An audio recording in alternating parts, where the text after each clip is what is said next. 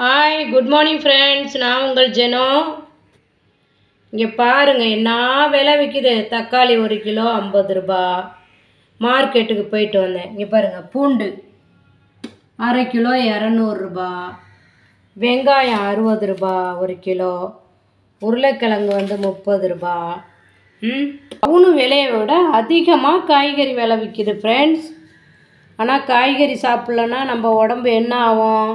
இங்கே பாருங்கள், கத்திரிக்காய் 1 கிலோ, வெண்டைக்காய் அரை கிலோ, கேரட்டு அரை கிலோ, அவரைக்காய் அரை கிலோ, பீன்ஸு அரை கிலோ, அப்புறம் என்ன பச்சை மிளகாய் 1/4 கிலோ, அப்புறம் குடமிளகாய் அரை கிலோ. இவ்வளோ காயும் அரை கிலோ. எல்லா காயும் விலை விற்றா கூட காய் சாப்பிட்லன்னா நம்ம உடம்பு என்னத்துக்கு ஆகிறது?